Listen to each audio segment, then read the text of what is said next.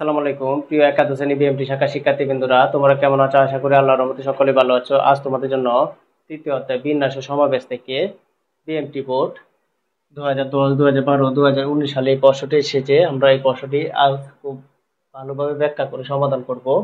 তোমরা এখানে লক্ষ্য করো, এই যে পারমুটেশন শব্দটি বর্ণগুলো কোন স্বরবর্ণের অবস্থা পরিবর্তন না করে তাদেরকে কতভাবে পুনর্বিন্যাস করা যায়। এখানে খেয়াল করো, এখানে দুই ধরনের অক্ষর আছে, একটা হচ্ছে স্বরবর্ণ আর একটা হচ্ছে ব্যঞ্জন বর্ণ।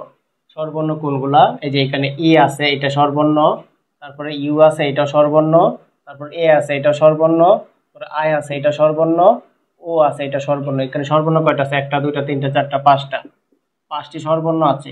বাকিগুলা কি হবে? ব্যঞ্জন বর্ণ। তাই ব্যঞ্জন বর্ণ কয়টা? একটা, দুইটা, তিনটা, চারটা, পাঁচটা, ছয়টা। স্বরবর্ণ আছে, এই ব্যঞ্জন বর্ণ আছে ছয়টা। তাহলে চলো আমরা অঙ্কটা শুরু করি। প্রথমে আমরা লিখব পারমুটেশন। পারমুটেশন শব্দটিতে মোট 11টি বর্ণ আছে, যার মধ্যে স্বরবর্ণ কয়টি? এখানে লক্ষ্য করো, ই একটি, ইউ একটি, দুইটা, এ একটা, তিনটা, আই একটা, চারটা, ও একটা, পাঁচটা। যার মধ্যে 5টি স্বরবর্ণ এবং 6টি ব্যঞ্জন বর্ণ আছে। এখানে আমাদের বলছে স্বরবর্ণগুলোকে পরিবর্তন না করে, তাহলে স্বরবর্ণগুলো কি কোনো পরিবর্তন হবে না। তার মানে এই স্বরবর্ণে যে 5টা স্বরবর্ণের কোনো কাজ হবে না। তাহলে আমরা এখানে লিখব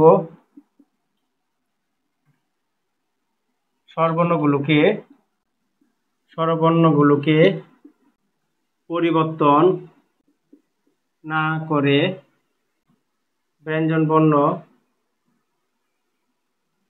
সাজানোর উপায়। প্রিয় শিক্ষার্থীবৃন্দরা, এখানে লক্ষ্য করো, স্বরবর্ণগুলোকে পরিবর্তন না করে ব্যঞ্জন বর্ণ সাজানোর উপায়। তাহলে আমাদের এখানে এই সূত্রটা প্রয়োগ করতে হবে। এখানে প্রয়োগ করতে হবে n factorial by r factorial. এখন n ফ্যাক্টোরিয়ালের জায়গায় আমাদের মানটা বসবে, এখানে ব্যঞ্জন বর্ণ কয়টা আছে? টোটাল 6টা। এখানে 6 বসবে, 6 ফ্যাক্টোরিয়াল। আর এখানে r ফ্যাক্টোরিয়াল বলতে আমরা বুঝি, এখানে দেখো ব্যঞ্জন বর্ণ একই অক্ষর আছে দুইটা, যে টি এখানে একটা আছে, আবার এখানে আছে, আর সবগুলো কিন্তু একটা করে। এই কারণে লিখবো 2 ফ্যাক্টোরিয়াল, এই কারণে 2 হয়েছে। তারপর এই ফ্যাক্টোরিয়াল এইভাবে দেওয়া থাকলে তোমরা মনে রাখবা, এই 6 মানটা থেকে আমরা লিখতে লিখতে এক এক করে কমতে কমতে আমরা 1 পর্যন্ত লিখতে পারবো, এর নিচে কিন্তু নামতে পারবো না। আমরা এবার লিখবো 6 into 5 into 4 into 3 into 2 into 1।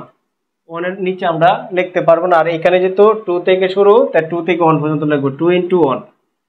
1 এ 1 কাটা, এই 2 এ 2 এ কাটা। তাহলে আমাদের ফলটা হবে এই সবগুলো আমরা গুণ করলে উত্তরটা পেয়ে যাব 5 6 30। 30 এর সাথে যদি আমরা 4 দ্বারা গুণ করি, 3 4 12, 120। 120 কে যদি 3 দ্বারা গুণ করি, 3 0 0, 3 দোকানে 6, 3 একে 3। তাহলে টোটাল আমাদের ফলটা হবে 360। এখানে আমরা ব্যঞ্জন বর্ণ পাইলাম কয়টা? ব্যঞ্জন বর্ণ সাজানোর উপায় হচ্ছে 360টা। কিন্তু আমাদের এখানে বলা আছে পুনর্বিন্যাস করার জন্য। তাহলে আমরা এখানে লিখব, সুতরাং এই যে প্রদত্ত সংখ্যাটি যেহেতু বিন্যাস আকারে আছে, সবগুলো কিন্তু এটা বিন্যাস আকারে আছে, এটা কিন্তু সাজানো আছে।